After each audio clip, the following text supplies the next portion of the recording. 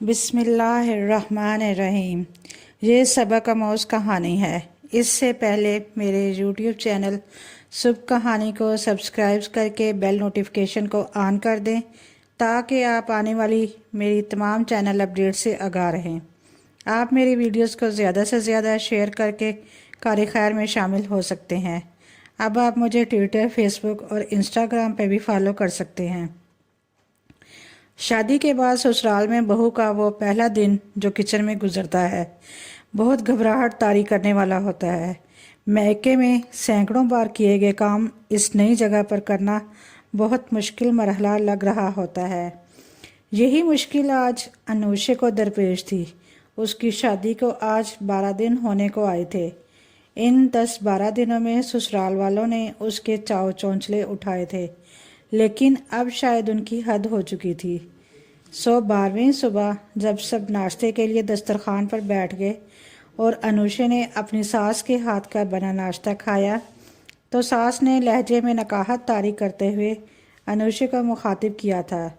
बस बहू, अब मेरी हिम्मत तो जवाब दे गई है। तबीयत ख़राबी के बावजूद आज तो मैं तुम्हारा ख्याल करते हुए किचन में चूल्हे के आगे जाकर खड़ी हो गई कि अभी से नई दुल्हन को क्या काम पर लगाऊं। लेकिन भाई, अब तुम जानो और तुम्हारा काम। जोड़ों के दर्द ने तो मेरा ऐसा पीछा पकड़ रखा है कि 5 मिनट खड़ा रहना महाल लगता है। किचन तो आज से तुम्हारे स्पुर्द। ठीक है अम्मी, मैं तो खुद आपसे यही कहना चाह रही थी कि आपकी तबीयत सही नहीं रहती। आप आराम किया करें, मैं सारे काम संभाल लूँगी। अनूशे ने पूरे खलूस से उन्हें यकीन दिलाया था।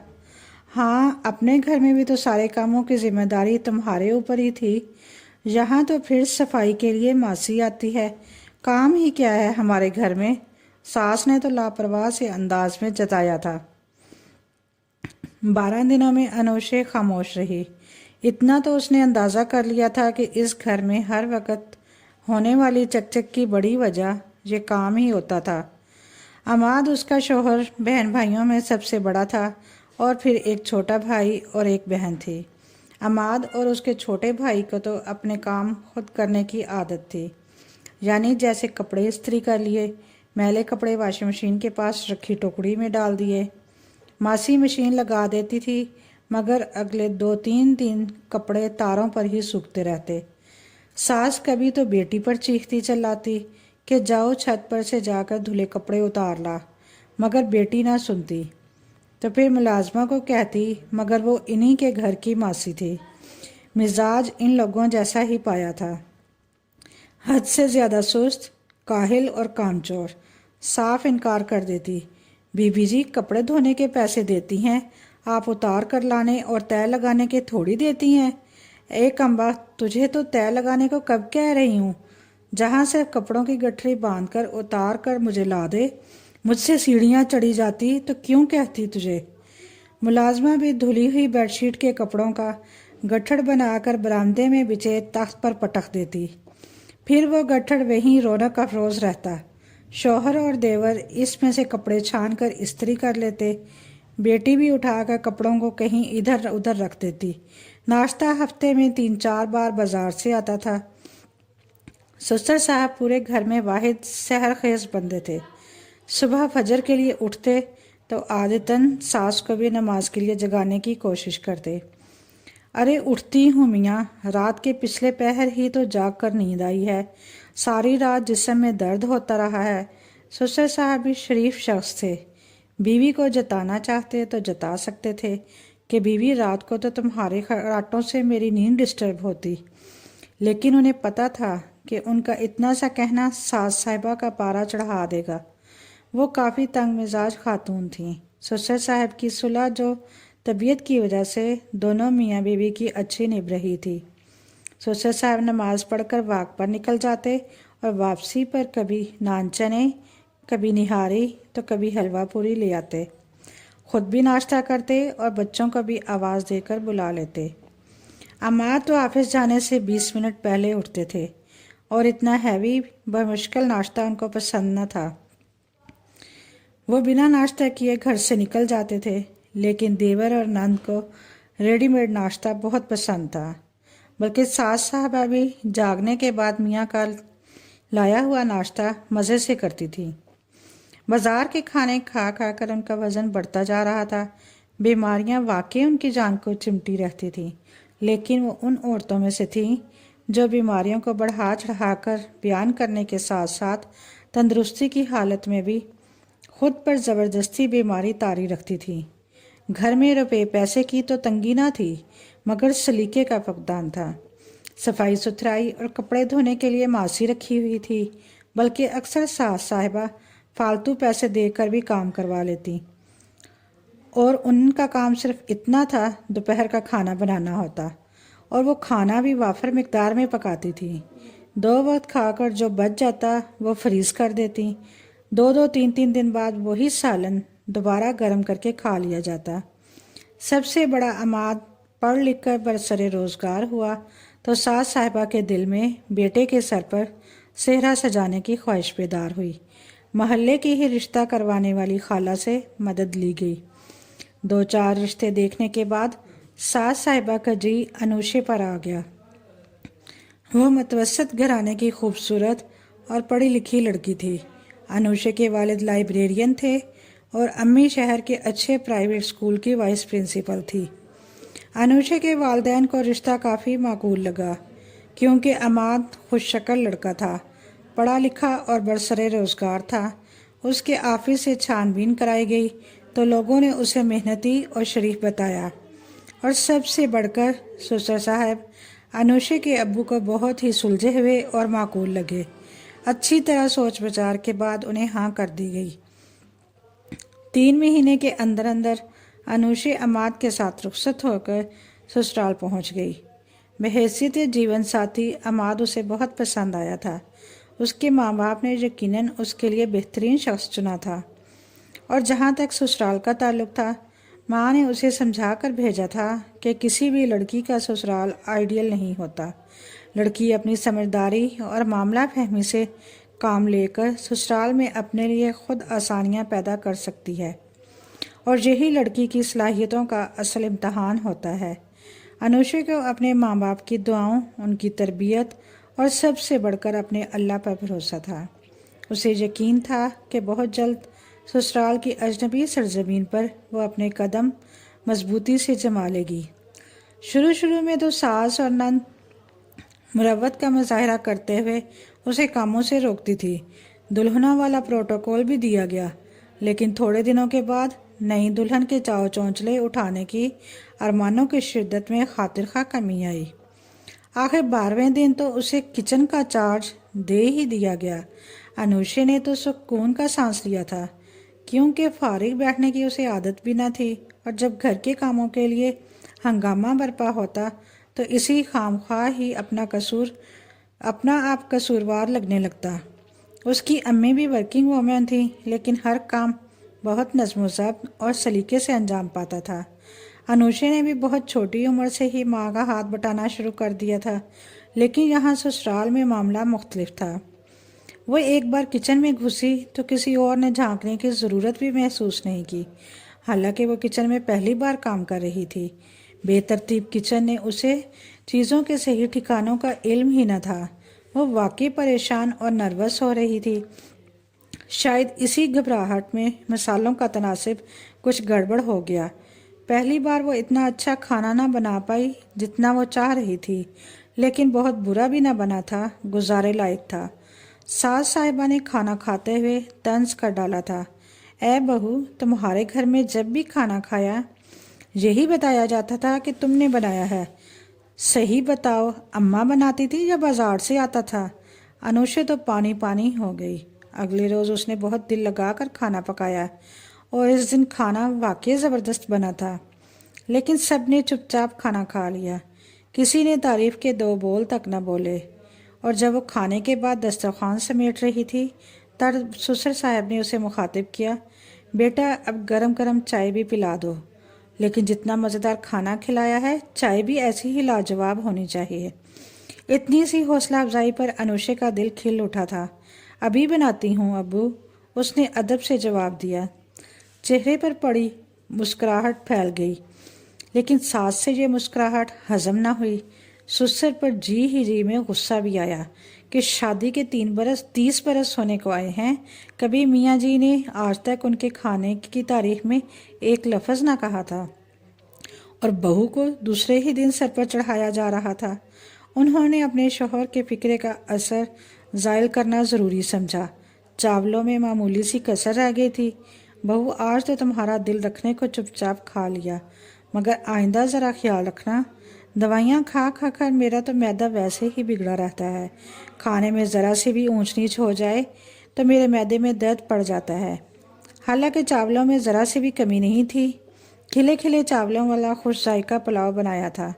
फिर भी अनूशे ने फरमाबरदारी से कह दिया था, आइंदा वो इस बारे में ख्याल रखेगी, और जब अगली बार सास के कहने की वजह से चावल ज़रा ढीले रखे तो नंद ने खूब मजाक उड़ाया। ये कैसा भत बना कर रख दिया है चावलों का?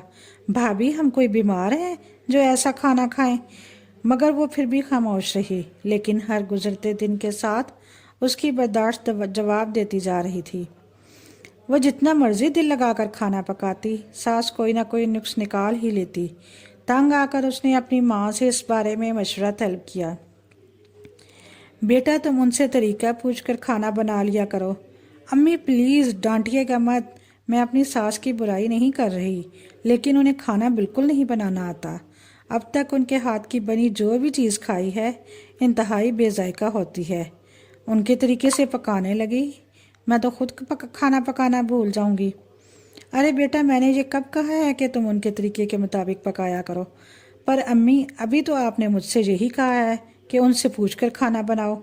अनूशे का मुंह तो सुर्ख हो गया। भाई, सिर्फ पूछने की हद तक पकाओ, अपनी तरह से जो तुम्हें मुनासिब लगे।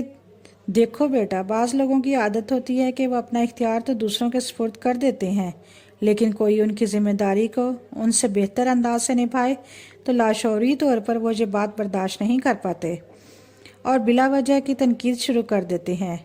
जहाँ तक मैं तुम्हारी सास को समझ पाई हूँ, तुम्हारी सास ने तुम्हें किचन का चार्ज दे तो दिया है, लेकिन ये बात कभी कभार उन्हें पीठ बनाने में मुब्तला कर देती है। बस यूँ समझ लो कि अपनी राजधानी में किसी और की शराकत बर्दाश्त करना मुश्किल काम होता है। तुम ऐसा तर्ज अमल अपनाओ कि वो तुम्हें अहमियत मिलने पर ख़ुद को गैर अहम ना समझने लगे, बल्कि उन्हें ये बावर कराओ कि घर में उनका वजूद अभी भी बहुत ज़रूरी है और तुम भी अपने कामों में उनकी राय की मोहताज हो। मुझे उम्मीद है कि फिर वो तुम्हारे कामों में नुक्ताचीनी नहीं करेंगी, और अगर इनकी रविश बरकरार रही तो फिर कोई और तरकीब लड़ाएंगे। लेकिन बेटी को कोई और तरकीब लड़ाने की ज़रूरत ही महसूस ना हुई, क्योंकि माँ की तरकीब कारगर रही थी। अनूशे दिल से उनकी अक्लमंदी की कायल हो गई। खाना पकाने से पहले अपनी सास से एक बार तरीका पूछ लेती और इस तरीके में अपनी मर्जी के रद्दबदल के साथ खाना पकाती थी। अगर कोई तारीफ़ करता तो फराग दिली से क्रेडिट सास को देती कि अम्मी से पूछकर बनाया है। सास ये जवाब सुनकर मुतमईन हो जाती। इसी तरह रोज़मर्रा ज़िंदगी में बहुत से छोटे बड़े ऐसे मामलात थे जो अनूशे ने समझदारी से निपटाए थे। अब उसकी शादी को 3 बरस होने को आए थे और अल्लाह ने उसे एक बहुत प्यारे बेटे से भी नवाज दिया था। मजमूई तौर पर तो उसके ससुराल वालों से ताल्लुकात खुशगवार थे, पर यह सब उसकी समझदारी और मामला फहमी की वजह से मुमकिन हुआ था। लेकिन जब कभी आस पड़ोस में से किसी बहू और ससुराल वालों की खटपट का पता चलता तो नंद मुस्कुराते हुए अपनी भाभी को जताती, देख लें भाभी, कदर करें हमारी, कितनी अच्छे हैं हम, आज तक हमारी मामूली सी भी नोक झोंक नहीं हुई। इस बात पर अनूशे, जो कल नंद के कॉलेज के फंक्शन के लिए एमरजेंसी सूट सिलाई कर रही थी, मुस्कुराते हुए बोली, वाकई मैं बहुत लकी हूँ जो मुझे इतना आइडियल ससुराल मिला है। क्या ज़रूरत है तुझे इतना तैयार होकर कॉलेज जाने की? कमबख्त, पता भी है तुझे नज़र लग जाती है। सास ने अपनी बेटी को टोका। इसमें कोई शक न था कि सास के सब बच्चे खूबसूरती की तारीफ पर पूरा उतरते थे, मगर नंद पर तो आजकल अनोखा ही रूप चल रहा था। शायद जवानी की दहलीज पर कदम रखते ही लड़कियों पर अजीब निखार रूप उतर आता है। इसी खूबसूरती की वजह से नंद ने अभी बीए भी पास न किया था कि अच्छा रिश्ता आ गया। घर वालों को हाँ करते ही बनी। सो खाला के जेठ के लड़के के साथ नंद का रिश्ता तय पा गया। अनुषे पर आजकल दोहरी जिम्मेदारी थी। नंद के साथ बाजारों के चक्कर लगते थे। सास के जोड़ों के दर्द की वजह से उनका चलना फिरना महाल था। बाजार से वापसी पर नंद तो खुशी खुशी घर वालों को शॉपिंग दिखाने लगती और अनुषे किचन की राह लेती। ये गनीमत थी कि अनुषे का बेटा दादा दादी, चाचू और फुफ्फी से बहुत मानूस था, इसलिए अनुषे को तंग न करता था। कामों की ज्यादती की वजह से कभी कभार तो अनुषे बेटे के साथ लाड प्यार करने को तरस जाती। अनुषे कभी अपनी माँ से थकावट की शिकायत करती तो माँ प्यार से समझाती, कामों से होने वाली थकावट तो रात सोकर उतर जाती है बेटा, हर सुबह तुम ताज़ा दम होकर बेदार होती हो। शुक्र करो इस घर में तुम्हें कोई ज़हनी टेंशन नहीं है। फिर कुछ ही अरसे की तो बात है, तुम्हारे देवर की शादी हो जाएगी। देवरानी जब आएगी तो तुमसे काम का बोझ कम हो जाएगा। लेकिन देवर से पहले उसकी छोटी नंद की शादी थी और शादी ने तो उसे बुरी तरह थका ही डाला था। इस रोज जब वह अपने शौहर अमाद और नंद के साथ ज्वेलर के पास गई थी, घर वापस लौटी तो पता चला नंद के ससुराल वाले चूड़ियों और जूतियों का नाप लेने आ रहे हैं। नंद तो अपनी तैयारी में लग गई, लेकिन अनुषे के कंधों पर एक पुरतकल्लुफ लंच तैयार करने की जिम्मेदारी आ पड़ी। फिर भी मुनासिब वक्त पर अच्छे तरीके से उसने हर काम को पाया तकमील तक पहुंचाया। नंद के ससुराल वालों ने खाना खाकर दिल खोल कर तारीफ की।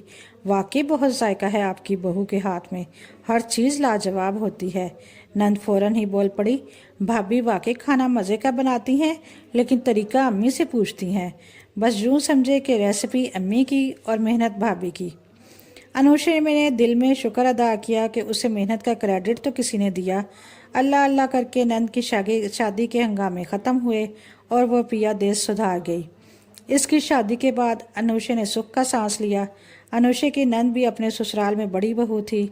शादी के 2 हफ्ते बाद उसे खीर पकवाने की रस्म पूरी करवा ली गई थी। इस दिन नंद बार बार माँ को फ़ोन खड़का रही थी। ससुराल में पहली बार कुछ पकाते हुए वह बहुत घबरा रही थी। खीर के साथ साथ उसे दोपहर के खाने की भी तैयारी करनी थी। सास ने अपनी बेटी को पकाने का तरीका भी बता दिया। पास खड़ी अनुषा का जी चाहा कि वो ससुराल सास के हाथ से फ़ोन लेकर खुद अपनी नंद को गाइड करे, लेकिन सास ने पहले ही खुदा हाफिज़ कहकर फ़ोन बंद कर दिया।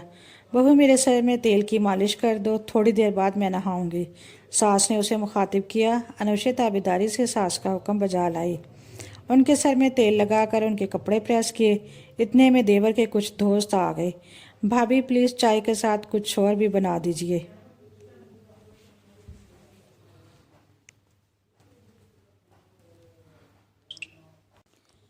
आज बहुत अरसे बाद मेरे दोस्त आए हैं। अनुषा ने झटपट आलू उबालने के लिए रख दिए।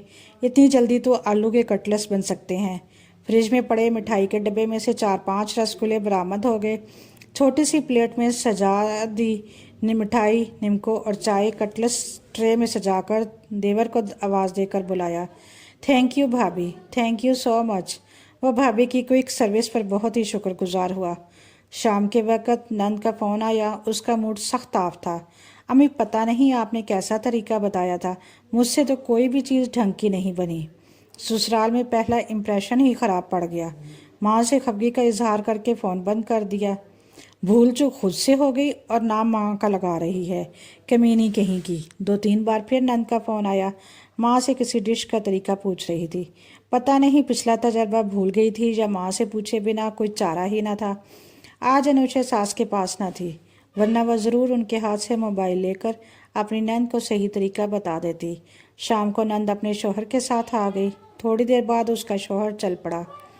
अनुषा ने उठते हुए नंदोई को कहा कि हम आपका रात के खाने पर इंतज़ार करेंगे। नंदोई बहुत शुक्रिया भाभी कहकर चलता बना।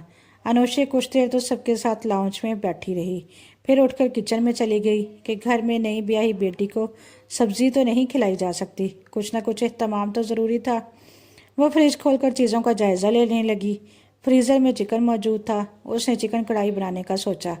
फिर ख्याल आया कि नंद से ही पूछ लें कि उसके कुछ और खाने को जी तो नहीं चाह रहा। लाउंज में दाखिल होने से पहले ही उसे ठिठक कर रुकना पड़ा, क्योंकि नंद वहाँ धुआंधार अंदाज में रो रही थी। सच अम्मी, मैं बता नहीं सकती आज कितनी इंसल्ट हुई मेरी। पूरा घराना इकट्ठा था। खाने की मेज़ पर मेरे हाथ का खाना खाकर हर किसी ने अपनी अलग ही कमेंट्स दिए।